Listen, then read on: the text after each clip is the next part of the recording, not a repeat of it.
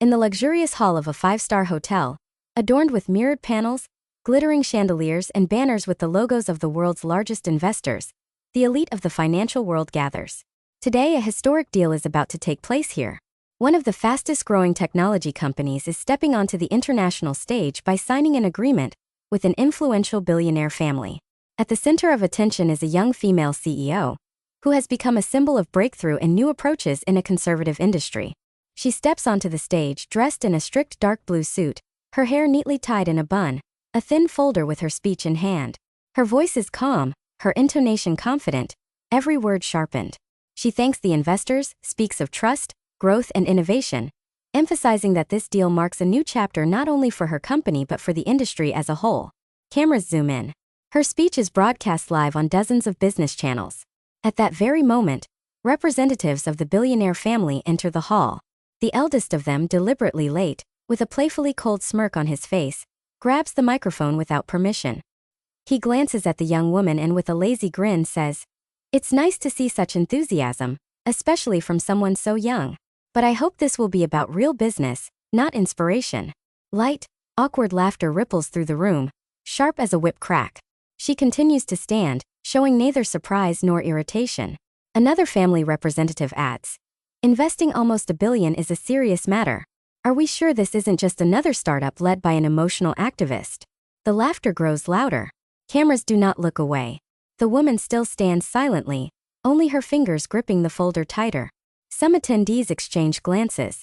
One foreign partner frowns noticeably, but most remain silent. Their silence is louder than words. Her project, her name, her professionalism has just been publicly questioned in front of the entire world. And no one intervened. She takes a deep, steady breath and steps back, signaling she has heard everything. The presentation is over. The host awkwardly asks the family representatives to return to their seats, but they have already achieved what they wanted. They believe they have put her in her place. So they think. But what they mistook for submission was merely a pause before the storm. Late evening. The temporary office of the forum organizers, located in a separate wing of the hotel, is shrouded in silence. Most guests have already left, while those who remain discuss the day's events in private lounges over expensive drinks. In one of the rooms sits the young CEO. She is still in the same strict suit, but now her jacket is unbuttoned, and her hair is slightly disheveled. Her face shows no tears, no anger, only a heavy muted silence in her eyes. She sits on a leather sofa, leaning over her phone. On the screen plays a short video clip from the broadcast, the moment the billionaire snatches her microphone and sneers, "I hope we're talking about real business." Over and over she replays the clip without blinking, without breathing, only her fingers clenching tighter. Beside her, her deputy says something about contacting the press, preparing a neutral statement, explaining to investors, convincing analysts that this was just an incident. He speaks quickly, confidently, professionally, but she does not listen. The mocking voice of the billionaire still roars in her head. Finally, she looks up from the screen, turns to her assistant and quietly asks, "Do you think so too?" He doesn't understand right away. She repeats, "Do you also think I'm just a young activist incapable of managing $1 billion?" He wants to object, but her gaze is piercing like an X-ray. He stays silent. She looks away, rises, and walks past him to the panoramic window, where the city lights flicker. In her reflection, pain, rage, humiliation, but also strength, stubbornness, and determination. She sets the phone on the windowsill, slowly takes off her jacket and tosses it onto a chair. Then she picks up the contract, the very one worth $900 million, and studies it. The pages rustle in the silence as she flips them slowly. A representative from the legal team enters, clutching a folder of documents. He begins talking about the final amendments to the agreement, but she raises her hand. "Stop," she says quietly. "Cancel tomorrow's meeting. There will be no deal." The lawyer is stunned. "But that's a catastrophe. Are you sure?" She turns to him. "I am sure of one thing. They thought they could humiliate me in front of the world, and I would still come and shake their hands. Let them know I am not for sale." With that, she rips the first page of the contract in half, slowly, with icy focus. The silence becomes funereal. The assistant dares not speak. The lawyer stands with his mouth open. She no longer looks out the window. She looks within.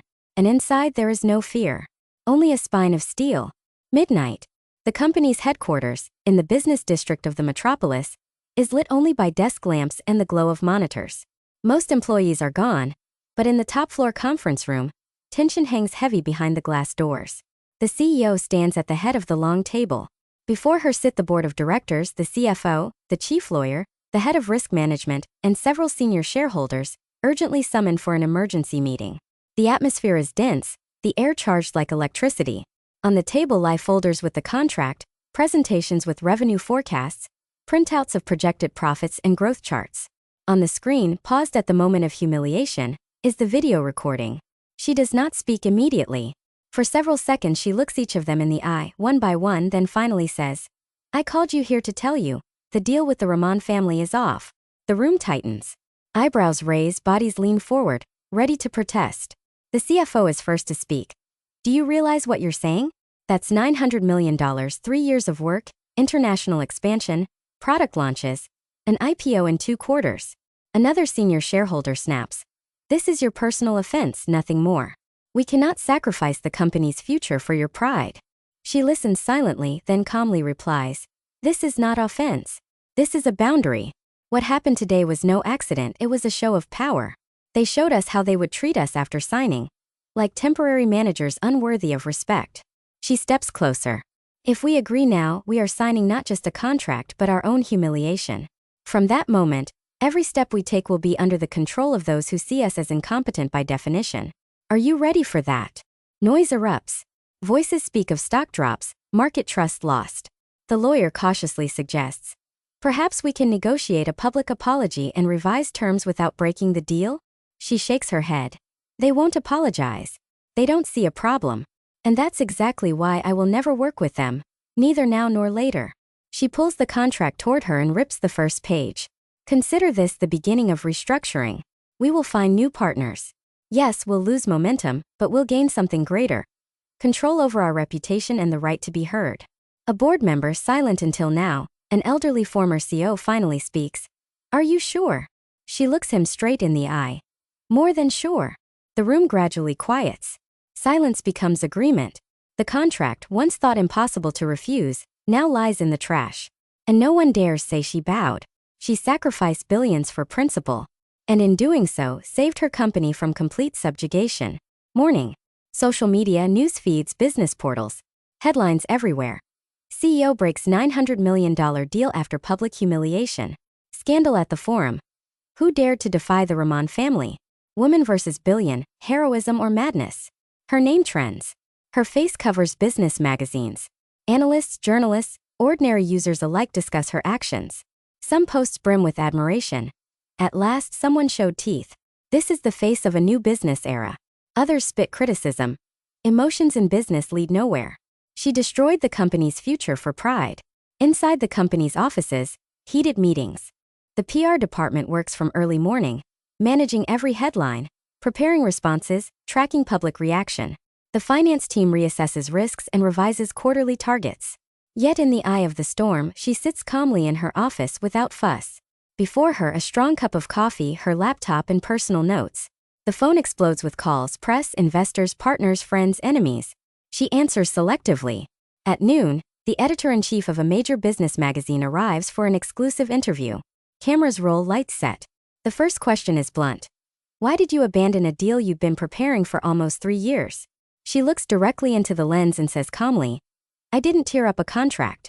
I tore up the illusion that in business you can say anything you want to a woman, and she'll still shake your hand. They bet on my silence and lost." The journalist presses. "But it was nearly $1 billion.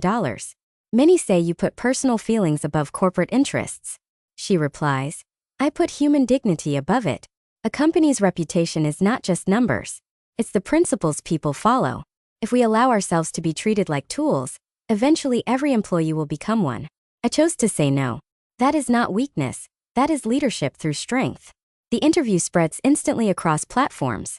Clips are quoted in news, podcasts, blogs. On evening talk shows, experts argue.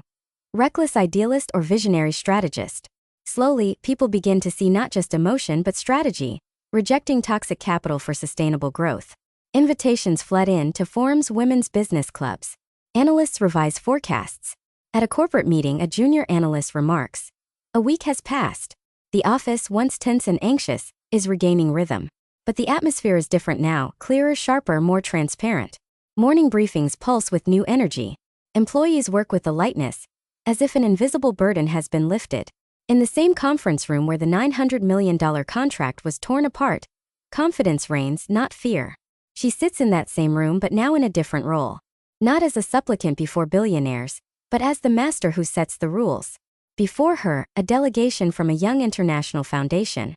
Their leader, an energetic entrepreneur in his 30s with bold ideas and a bright gaze, opens with, "We followed your story closely. And do you know why we're here? Because you did what no one dared. You made it clear that business is not just money. It is dignity, values, and boundaries." She nods slightly. No triumph on her face, only calm focus. She no longer needs to prove anything, she chooses. They discuss a new project, a technological platform to support sustainable startups in developing countries. The deal is smaller in size but with colossal potential. Not just profit but influence. Not just partnership, but alliance of kindred minds.